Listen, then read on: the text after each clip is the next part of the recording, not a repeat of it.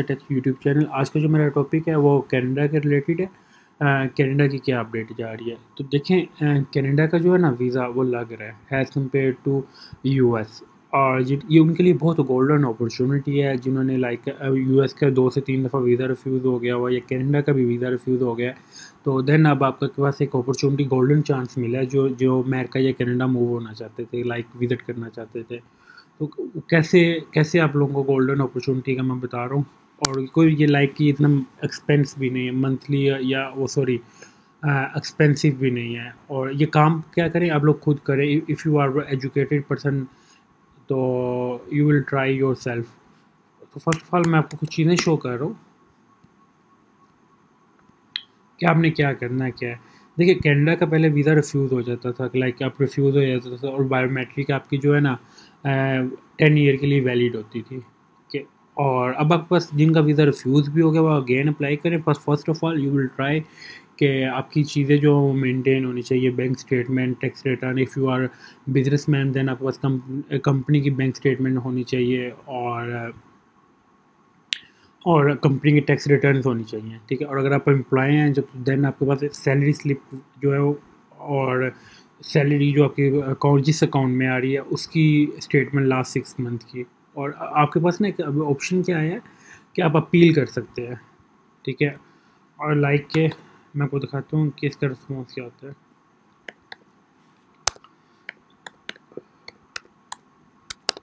यही पोर्टल में ये आपको ना लाइव चीज़ें दिखाता हूँ, तो ताकि आप लोगों को आइडिया हो कि जो मैं बात कर रहा हूँ वो ऑथेंटिक है। ताकि आप लोगों को मार्केट में ना जो एजेंट हैं वो आपको कुछ गाइड करें कि जी ऐसे इतने वो पैसे आप लोगों से चार्ज करें। कब फर्स्ट ऑफ ऑल देखिए कनाडा की फ़ाइल लेंथी ज़रूर है। अगर आपके पास चीज़ें मेंटेन है इट्स मीन कि आपको वीज़ा मिल जाएगा। क्या अगर कनाडा का वीज़ा मिल जाता है इट्स मीन आपको अमेरिका का मिल जाएगा, और अगर अमेरिका का मिल जाता है फिर आपको कनाडा का मिल जाता है। ये दोनों कंट्रीज़ जो है ना खासकर वो इंटरलिंक है। जिनका वीज़ा पहले रिफ्यूज़ हुआ है लाइक वो भी दोबारा ट्राई करें। अब आपके पास ना एक गोल्डन चांस है कि आप अपील कर सकते हैं, लाइक वकील हायर करें। और वो आप उस सूरत में वकील हायर करेंगे जब अगर आपके पास आपके डॉक्यूमेंट्स कंप्लीट हैं। वो भी मैं आपको बताऊंगा कौन कौन से आपके डॉक्यूमेंट्स आपको ना चाहिए होते हैं इसके लिए, कनाडा के लिए अपील के लिए। आपकी बैंक स्टेटमेंट जो है वो वैलिड होनी चाहिए, लाइक फेक बैंक स्टेटमेंट नहीं यूज़ करनी। और जो आपको एजेंट कहते हैं जी आपको अगर बैंक स्टेटमेंट नहीं है, विदाउट बैंक स्टेटमेंट आप कनाडा का वीज़ा अप्लाई करें, no it is not possible. उसमें आपकी वो फेक बैंक स्टेटमेंट लगा देंगे, ठीक है। बैंक स्टेटमेंट जब वो फेक लगाएंगे आपका वो रिफ्यूज़ल 100% है। इससे अच्छा ये होता है कि आप किसी कंपनी का स्पॉन्सर ले लें, कि आपको कोई कंपनी जो है वो सपोर्ट कर रही है, और एफिडेविट लेटर जो होता है वो आप ले सकते हैं। देखिए इसमें क्या चीज़ मैं आपको दिखाना चाह रहा हूँ लाइव, एक दो चीज़ें वो आप ज़रा को देखें खुद। ये शेयर ज़मान करिए आ जाए। मैं आपको एक चीज़ दिखाने लगा हूँ लाइक इनका क्या सीन था कि जब वीज़ा अप्लाई करते हैं ना तो आपके पास ये चीज़ें आती होती है, कंफर्मेशन आती होती है, सबमिशन कंफर्मेशन में आती होती है। इनका ऑलरेडी ना पहले वीज़ा रिफ्यूज़ हुआ था, ठीक है। इसलिए बायोमेट्रिक इंस्ट्रक्शन लेटर नहीं आया। और क्यों ये जो फ्रेश बंदा अप्लाई करता है उसका बायोमेट्रिक इंस्ट्रक्शन लेटर भी आता है, और देन वो प्रोसीड होता है। फर्स्ट ऑफ ऑल ये देखें कि रिक्वेस्ट लेटर आया, इसका रिफ्यूज़ल नहीं आया। रिक्वेस्ट लेटर क्या होता है, रिक्वेस्ट लेटर में उन्होंने आपसे डॉक्यूमेंट जो उनको रिक्वायर्ड होते हैं वो आपसे डॉक्यूमेंट्स मांगते हैं कि हमें ये डॉक्यूमेंट्स रिक्वायर्ड हैं, अपने हमें वैलिड जो है ना वो डॉक्यूमेंट्स भेजें, ये साउथ, ठीक है।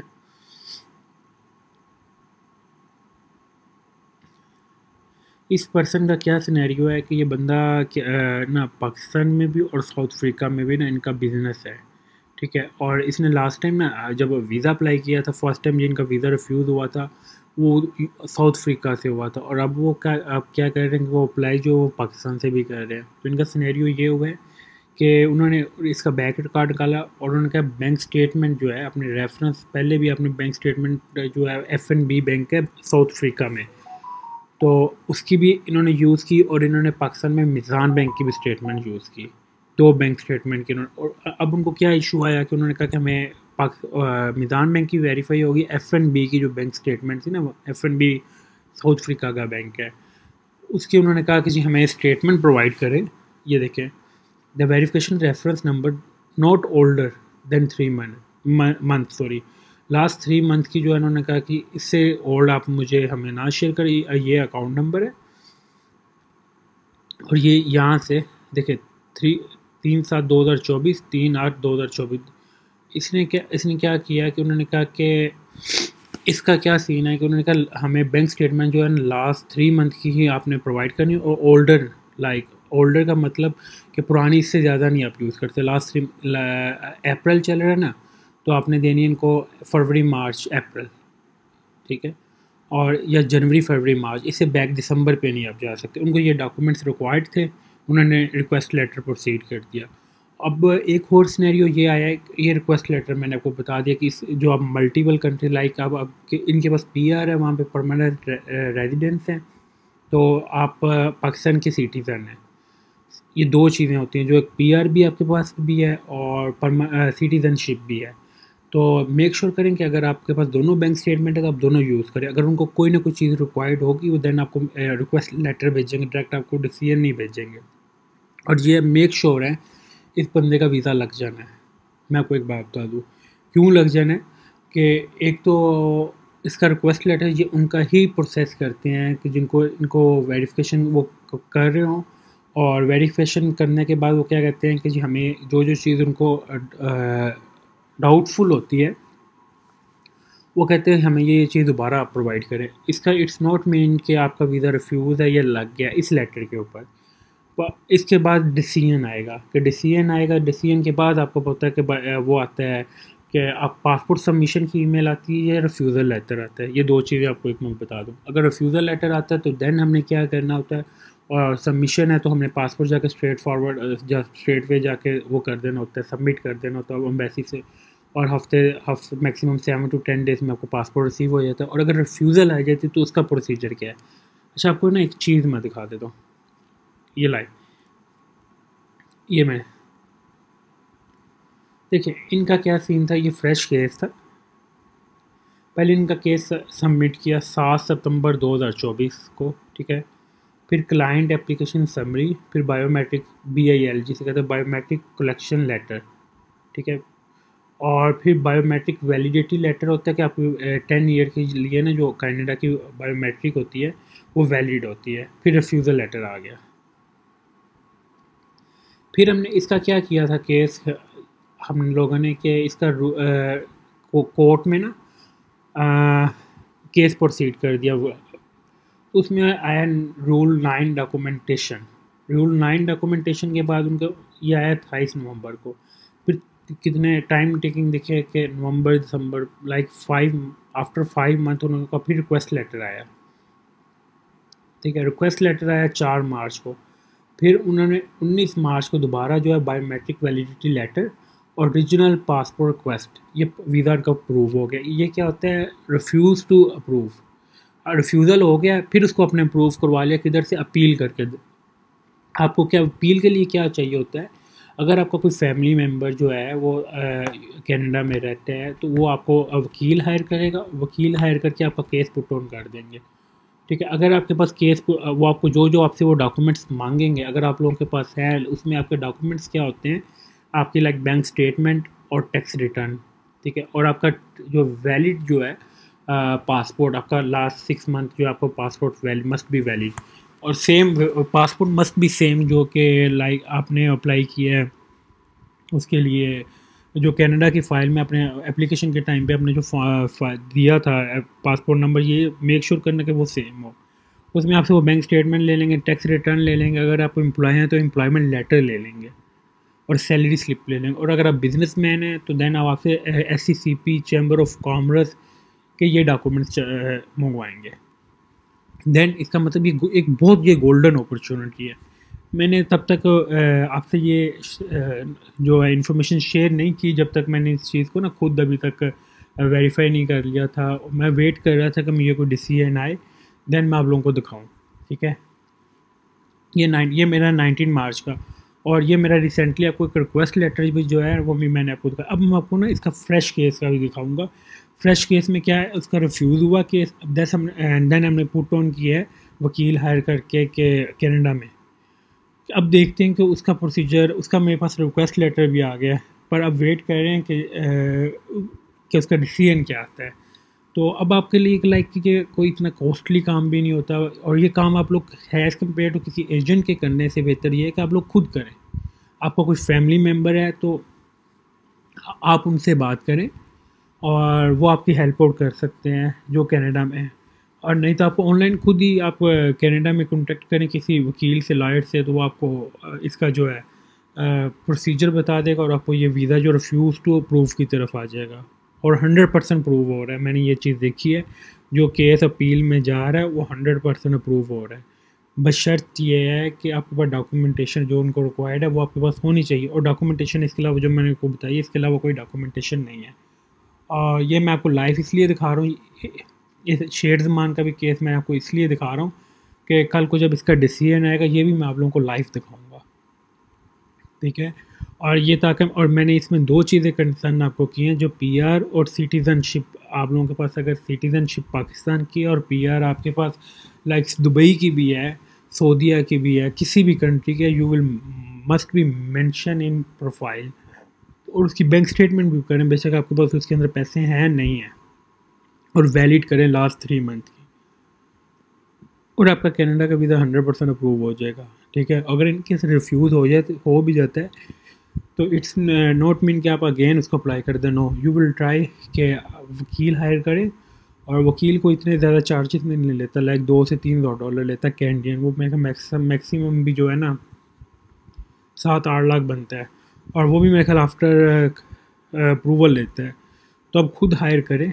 एज़ कम्पेयर टू आप एजेंट्स के पास जाते हैं, वो आपसे 5 मिलियन चार्ज कर रहे हैं, 4 मिलियन का चार्ज कर रहे हैं। तो इसका मतलब ये होता है कि आप लोग खुद इसको करें प्रोसीड है। और आप लोग सारे एजुकेटेड पर्सन, आप लोगों को अवेयरनेस है हमने कैसे करना कैसे नहीं करना। हाँ, एक चीज़ है कि अगर आपने एजेंट के पास जाना भी है ना, तो उसके आप उस प्रोफेशन, अपने सिटी में जो आपके पास प्रोफेशनल एजेंट है ना आपके एरिया में, तो उससे आप कनाडा की जाके फ़ाइल प्रोसीड करवा लें। एज़ कम, क्योंकि फ़ाइल की बेस के ऊपर भी आपका वीज़ा होता है। और अगर आप फ़ाइल खुद नहीं कर सकते, आप तब एजेंट के पास जाएं। वो अगर आपको प्रोफेशनल वे में कर देता है, इट्स मीन कल को उसका ये फ़ायदा होगा, कल को अगर आप कोर्ट में भी वकील हायर करके कोर्ट में भी अपील करते हैं लाइक उधर, तो आपको प्रोफाइल की बेस के ऊपर आपका केस अप्रूव होता है। तो प्रोफाइल अपनी आपने स्ट्रॉन्ग फिल करनी है, मेक श्योर ये चीज़ें करनी है। और जो वकील हायर करना है ये आप लोग खुद करें। एज़ कम्पेयर टू मेरे थ्रू आप मुझे कहें कि जी आप सर आप कर दें, या आप किसी और एजेंट के थ्रू कहें कि जी सर हमें, क्यों मैं आप लोगों को कहता हूँ कि खुद करें, कि हर चीज़ अब आजकल जो ऑनलाइन है। रूल 9 जो है, एक आपको मैं बता दूँ रूल 9 क्या होता है।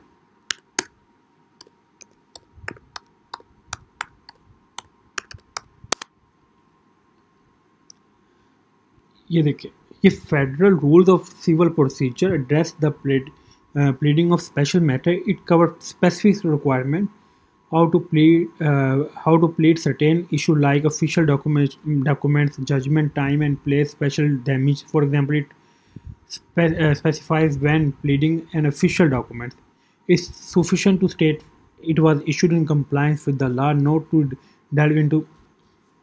ये रूल 9 के थोड़ा सा ना की पॉइंट देख लें। Performance, Daniel of performance or occurrence, official documents, judgment, time and place, special damage, ठीक है। ये रिक्वायर्ड है रूल 9 डॉक्यूमेंटेशन के लिए, ठीक है। रूल 9 डॉक्यूमेंटेशन कोई बहुत बड़ा वो ऐसी चीज़ नहीं है कि जो आप लोग पूरी नहीं कर सकते, नो। जैसे एजेंट ने भी आपसे ही लेके पूरे करने होते हैं, और इसका बेहतर तरीका होता है कि you will try yourself as compare to आप डील करें जी 5 मिलियन ले लें, 6 मिलियन ले लें। और लाइक जो मैंने को स्ट्रेट फॉरवर्ड बात है कि जो मैक्सिमम जो वहाँ पे कनाडा में वकील चार्ज कर रहा है, वो मैक्सिमम जो है $3,000 कैनेडियन चार्ज कर रहा है। लाइक वो 6-7-8 लाख रुपया बनता है इसमें आपका वीज़ा जो है। और जब आप एजेंट के थ्रू प्रोसीड करते हैं, लाइक वो आपसे 5 to 6 मिलियन चार्ज करता है, वो इसी चीज़ का करता है। और वकील जो है वहाँ पे मोस्टली जो है मैंने देखा है खुद, जो मैंने, वो पैसे भी बाद में चार्ज करते हैं काम होने के बाद। तो आप लोग इसको खुद ट्राई करें एज़ कम्पेयर टू किसी के एजेंट के थ्रू करने से। और जी सॉरी, उसके बाद आपका क्या है, एक चीज़ आती है कि जब हमारे से वो रिक्वेस्ट लेटर जो है मंगवाते हमें प्रोसीड होता है कि हम ये डॉक्यूमेंटेशन जो है आप लोग प्रोवाइड करें, देन आप लोग जब रेडी हो जाते हैं डॉक्यूमेंट्स, आपने कैसे वो जो है उनको सबमिट करना होता है। यहाँ पे आपने क्लिक करना होता है, first of all how to submit additional documents, और प्रूफ ऑफ मेल। यहाँ पे अपने फ़ाइल जो है सबमिट करते हैं। ये देखिए मैंने 28 मार्च को जो है 2025 को मैंने ये खुद सबमिट किया फ़ाइल। तो यहाँ पे आप इसको फ़ाइल को सबमिट करके केस प्रोसीड कर दें। जो जो आपसे वो डॉक्यूमेंट्स रिक्वायर्ड करें आप उनको टाइमली उनको सेंड कर दें। अब अगर आप उसको टाइमली रिस्पॉन्स कर रहे हैं, इट्स मीन कि आपका वीज़ा जो है प्रोसीड लग जाएगा, अगर आप इनको टाइमली हर चीज़ जो है डॉक्यूमेंटेशन इनको आप सही करके दे रहे हैं। Thank you for. फिर भी आपको किसी किस्म का कोई इशू आता है then you will contact me on WhatsApp. मैं आपको थोड़ा सा गाइड, पर मेरा जो अपना प्रेफरेंस होती है वो आप लोगों को बताने का मकसद होता है कि ट्राई योर सेल्फ। हर चीज़ जैसे जितना कि आपको पता होता है और 90% एजेंट्स को भी उतना ही पता होता है। कुछ 10% जो एजेंट होते हैं उनको थोड़ा सा एक्स्ट्रा ऑर्डिनरी, जिनका जो केस है डेली बेसिस पे ये काम है। और जितना मोस्टली जो हर जगह हर दूसरी गली ऑफिस बना हुआ है, तो जितना कि आपको नॉलेज है उनको उनको भी उतना ही नॉलेज होता है। 90% केस सिनेरियो ये है।